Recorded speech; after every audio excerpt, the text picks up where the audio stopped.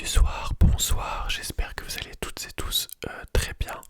On se retrouve pour une nouvelle vidéo où je vais vous parler un peu de mes lectures.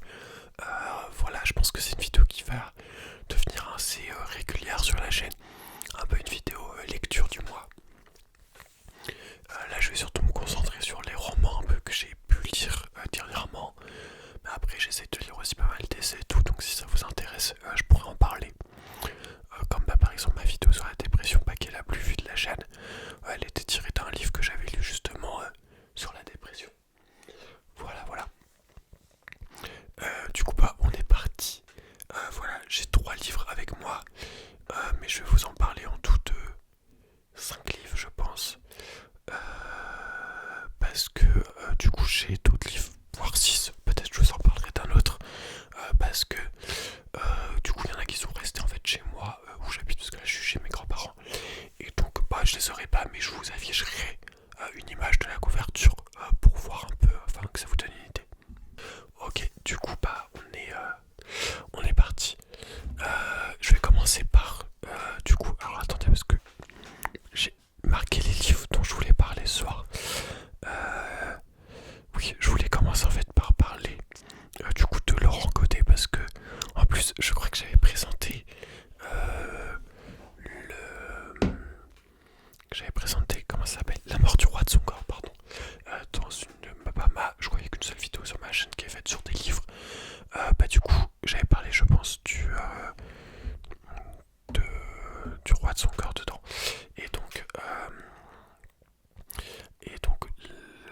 voilà. Et donc, du coup, je voulais en parler parce que j'ai lu 2 livres de lui, en fait.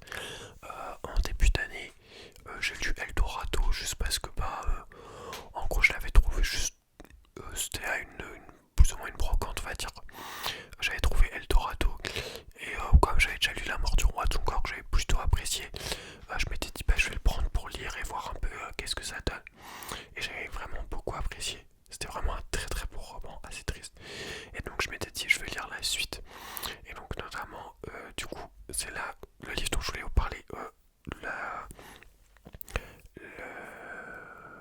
le Soleil d'Escorta, du coup, qui était prix concours 2008, je pense.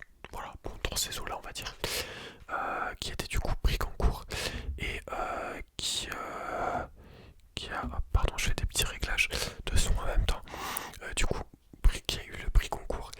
Et donc, en gros, ça nous raconte la famille d'Escorta. Du coup, qui est une famille d'un petit village en Italie, voilà. Et donc, ça nous raconte un peu la réussite et en même temps une certaine déchéance de cette famille qui au départ est très mal vue par les habitants, puis qui devient un peu une famille un peu essentielle dans le village. Et donc on passe des points de vue voilà, de toute la famille. Donc on a voilà, la grand-mère, la mère, les fils, etc.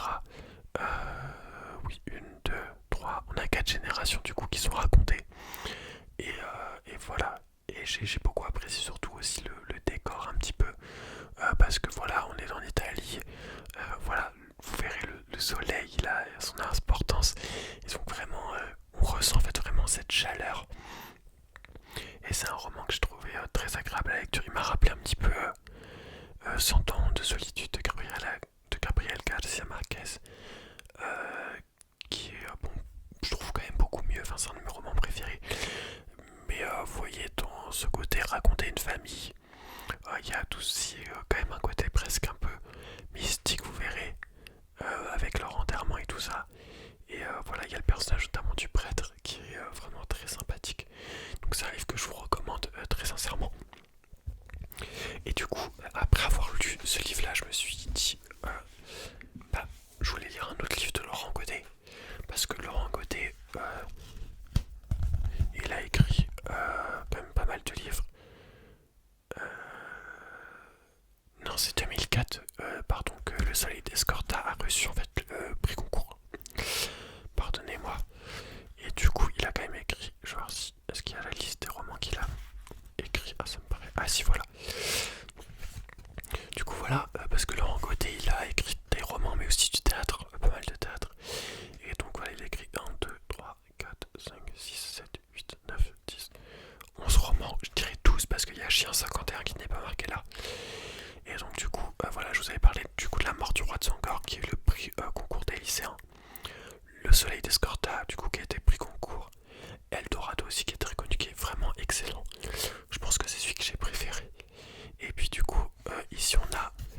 Salina, les trois exils.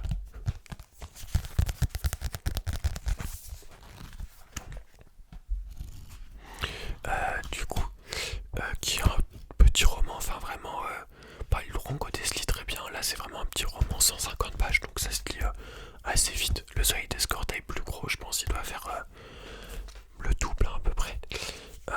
Voilà, aux éditions, tout est aux éditions Babel, du coup, Actes Sud. Et ici, c'est un roman qui ressemble un peu à La mort du roi de Songor. Du coup, ça nous raconte l'histoire de Salina, du coup, qui en gros va être recueillie en fait dans un village. Enfin, en gros, c'est un homme inconnu qui va apporter le bébé. Et donc, Salina va arriver. Voilà. Et du coup, en fait, c'est son fils qui va raconter en fait sa vie. Et donc, voilà, c'est un très très beau roman. Pareil, il y a toute une dimension un peu comme La mort du roi de Songor, assez mystique, puis qui est assez semblable parce qu'en fait, du coup, Salina est décédée, donc c'est son fils qui raconte toute sa vie avant d'aller l'enterrer en fait. Donc ça ressemble beaucoup à La mort du roi de Songor, où du coup le fils du roi de Songor doit lui construire plusieurs tombeaux. Et j'ai beaucoup aimé encore une fois l'ambiance en fait. Je trouve que Laurent Godet est très fort là-dessus pour cette ambiance en fait qui est un peu toujours la même. Vous voyez une ambiance dans le soleil, enfin on sent la chaleur vraiment. Souvent c'est des pays méditerranéens ou de l'Afrique, l'Afrique du Nord plutôt. Là ici en l'occurrence on est au Sahel et vraiment on ressent en fait totalement la chaleur, le paysage. Et donc je trouve que c'est vraiment excellent. Là ça se lit très très bien. L'histoire est vraiment terrible. Vous voyez ce genre d'histoire où vraiment enfin on est passionné quoi par le personnage et tout ça. Et ce qui lui arrive, ça nous prend vraiment au cœur. Et donc c'est vraiment un très beau roman. Vraiment si je devais classer les romans de Laurent Godet, je dirais que Eldorado est sûrement celui que j'ai préféré. Salina était pas mal, au final pas. Le Soleil d'Escorte était aussi très bien, mais je sais pas, à la fin je trouvais que ça patinait un peu.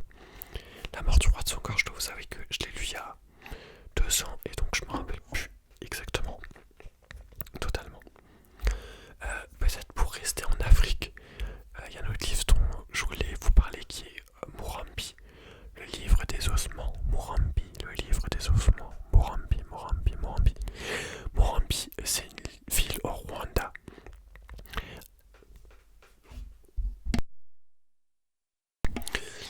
C'est une ville au Rwanda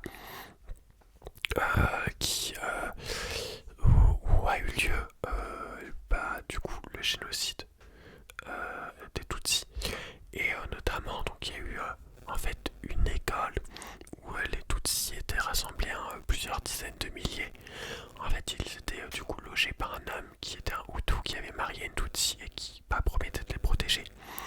Et qui finalement s'est retourné en fait contre tous les Tutsis et a ordonné en fait leur massacre donc de plusieurs dizaines de milliers.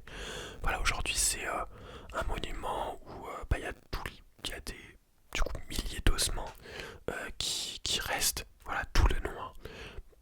Voilà. Et donc en fait la personne qui a organisé ce massacre, en fait il se trouve que il y a la pluie qui commence partout à tomber, ça me déconcentre. Du coup c'est son père qui a organisé le massacre. Voilà. L'auteur du coup s'appelle Boubacar Boris Diop. Le livre est assez ancien en fait, il date d'une résidence d'écriture. Donc en fait plusieurs auteurs ont été invités au Rwanda, je crois 3 ou 4 ans après le génocide. Et donc lui il est resté 2 mois, il a pu rencontrer énormément de personnes, aussi bien des gens qui avaient participé au génocide dans le sens où ils ont tué des gens comme des victimes. Et donc c'est pour ça que ce livre est presque à la limite entre un essai et un roman. J'ai eu un peu du mal peut-être à accrocher au départ parce qu'en fait il y a un peu de récits entre guillemets qui s'enchaînent. D'un côté du coup on a le récit du fils donc de la personne dont je vous ai raconté, voilà, qu'il a ordonné le massacre du coup des Tutsis, et même voilà il a ordonné le massacre de sa femme et de ses enfants, hein, ces tyrans. Voilà, son fils a été sauvé uniquement parce que il était en fait au moment du génocide à Djibouti.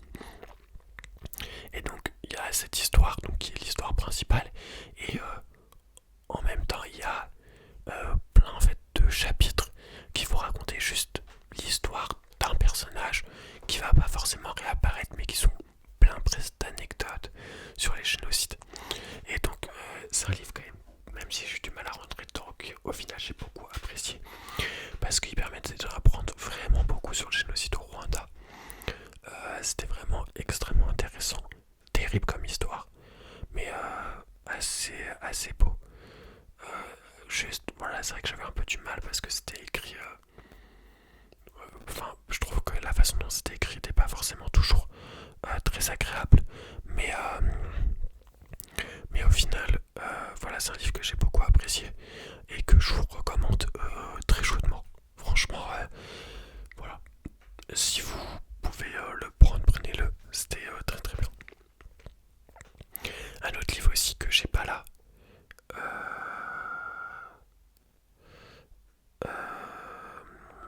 C'est Les Tortues de, je crois, Loïs Manson, un truc comme ça, qui est un auteur haïtien. Si ma mémoire est bonne.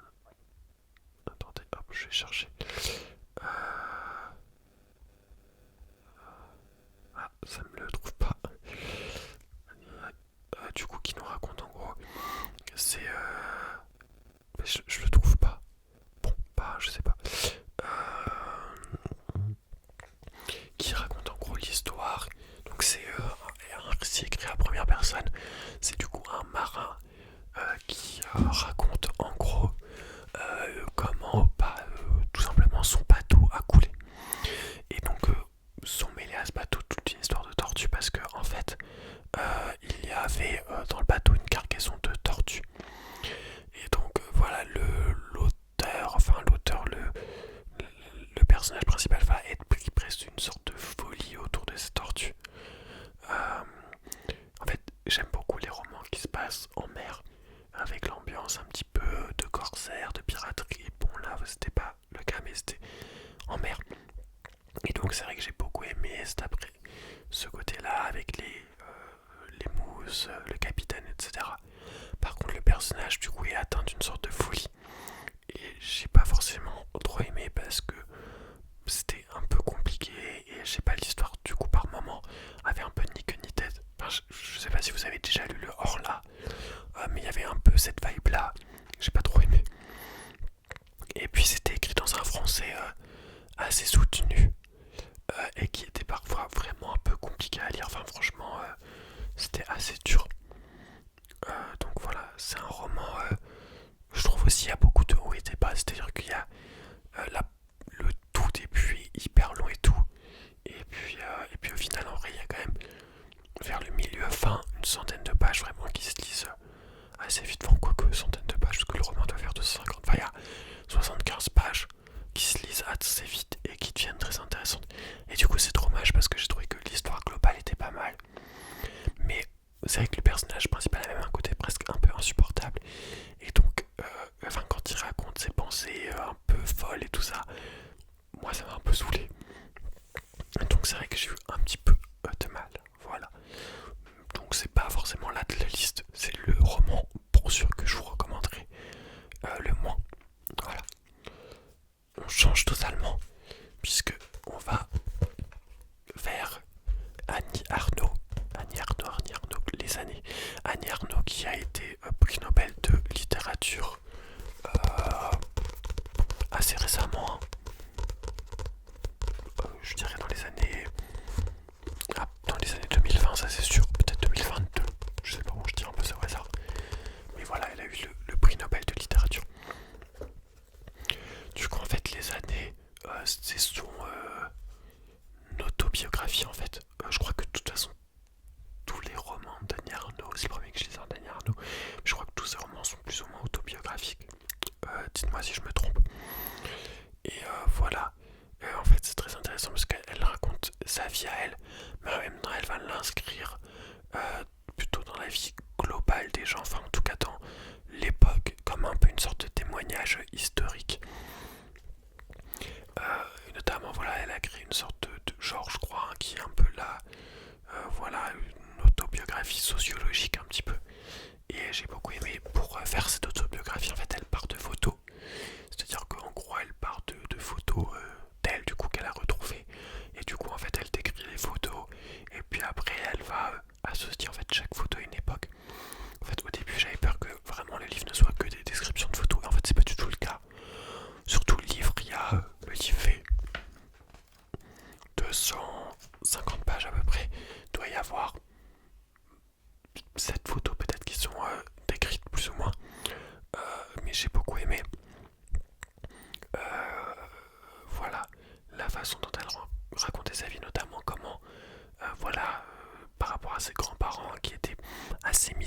elle a réussi à s'élever. Et en même temps, il y a toute une critique un petit peu de l'époque dans laquelle elle arrive, avec notamment la surconsommation. Et il y a au côté aussi vraiment très tragique.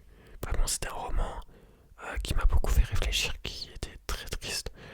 Euh, mais il y a ce côté tragique dans le sens où, au final, elle va commencer à mener une vie, notamment mariée, tout ça, qu'elle va pas du tout aimer, qui va l'enfermer et qui va être totalement le contraire de la vie qu'elle espérait.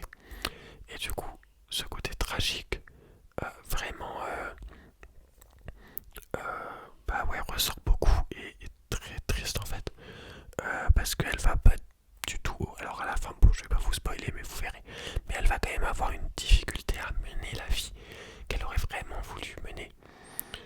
Et donc, je trouve que ça fait beaucoup réfléchir un peu sur les choix de vie, sur bah ouais, comment réussir à mener une vie qui nous plaît. Donc c'est vraiment le roman que je vous conseillerais parmi tous ceux que je vous ai donnés. Après, c'est vrai que du coup, c'est pas vraiment un roman, puisque c'est une autobiographie. Voilà. Mais oui, j'ai beaucoup aimé vraiment bah ouais, la façon dont elle relatait en fait l'époque. C'était vraiment en plus très bien écrit, ça se lisait très bien. Il n'y a pas de chapitre en fait, c'est vraiment juste écrit d'un trait. Mais si vous voulez, il y a beaucoup en fait en fait, c'est plein de paragraphes si vous voulez. Et ça se lit vraiment très très bien.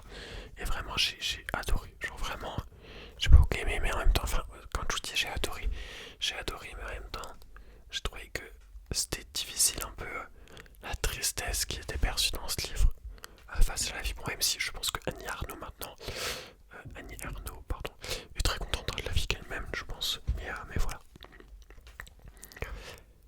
Voilà, donc ça c'est tous les livres que j'ai lus dans le mois à peu près, je pense pas. Après là, au moment où je tourne la vidéo, parce que je pense qu'elle va pas sortir tout de suite la vidéo. Mais on est voilà le 20 juillet. Donc c'est les romans que j'ai lus, oui, depuis. Parce que les tortues, ça doit être le premier que j'ai lu, je pense. Et j'ai dû le finir vers ouais, fin juin, quelque chose comme ça. Donc voilà, c'est ce que j'ai lu en un mois à peu près. Bon, là j'ai lu beaucoup parce que c'est les vacances, mais je lis beaucoup en vacances, mais après c'est vrai que dans la vie de tous les jours, je ne lis pas forcément énormément. Le dernier roman, c'est pas vraiment un roman, c'est plus un conte. Enfin franchement, ça fait 100 pages, c'est écrit très gros. Je l'ai lu en 1h30 peut-être. C'est un petit conte de Louis Sepulveda. Je pense que vous avez peut-être parlé du vieux qui lisait des romans d'amour de Louis Sepulveda. Et bien ici c'est l'histoire d'une mouette et du chat qui lui a appris à voler. C'est un livre déjà qui s'adresse je pense à tous les âges.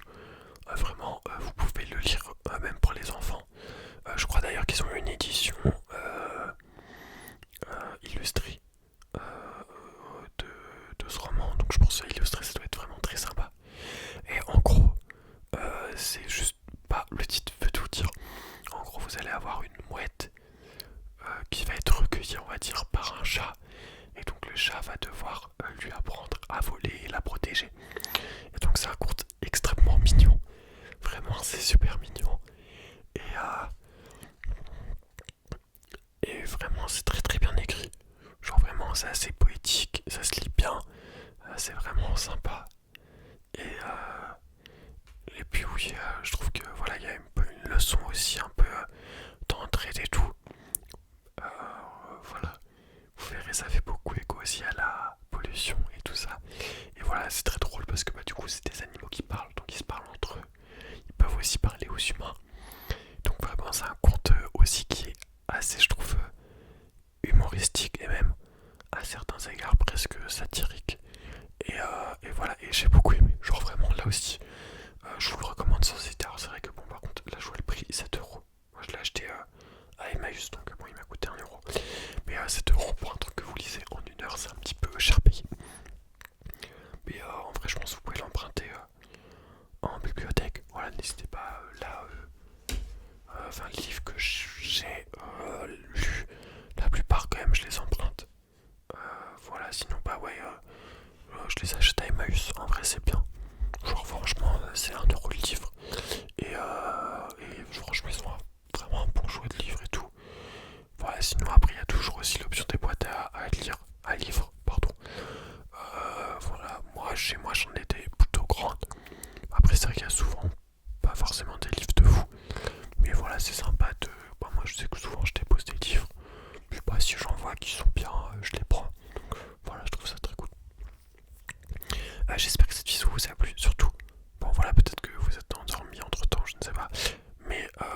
si cette vidéo vous a plu, n'hésitez pas à me le faire savoir.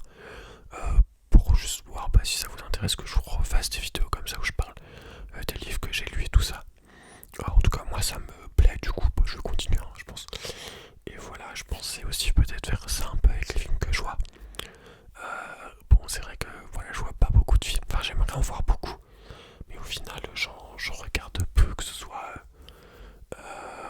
sur internet. Enfin en plus j'ai Canal, du coup enfin mes parents ont Canal et me donnent les codes plutôt, mais parce qu'ils ont des bons films assez récents, mais c'est vrai que j'en regarde pas forcément.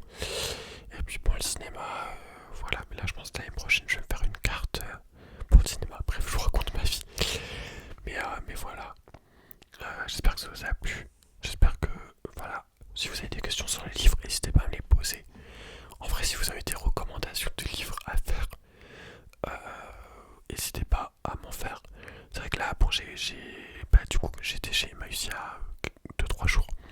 J'ai acheté une dizaine de livres, donc là j'ai mon stock pour les vacances, on va dire.